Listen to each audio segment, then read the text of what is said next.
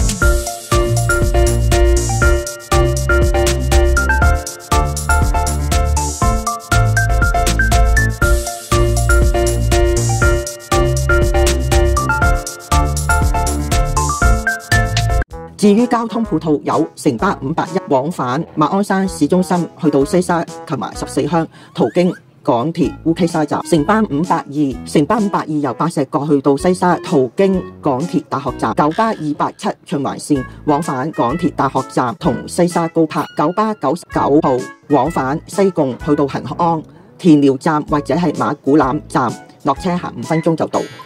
巴士299S 連接西貢同沙田市中心、田寮站或者係馬古欖站落車；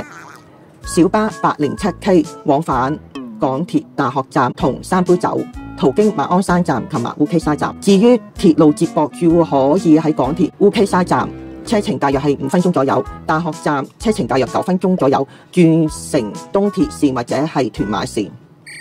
而新增規劃中嘅交通配套有運輸署已經批准新增4條巴士線往返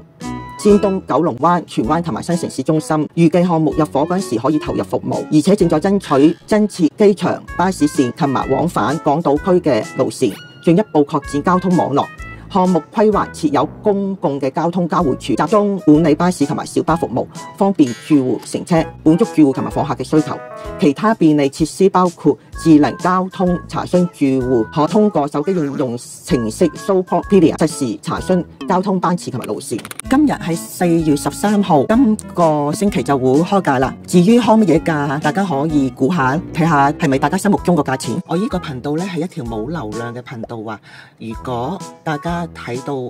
我呢條片嘅最後，睇到我呢段說話嘅話咧，不妨俾個讚好我啊，留翻10零字嘅留言，同埋幫我分享出去，我就感激不盡啦。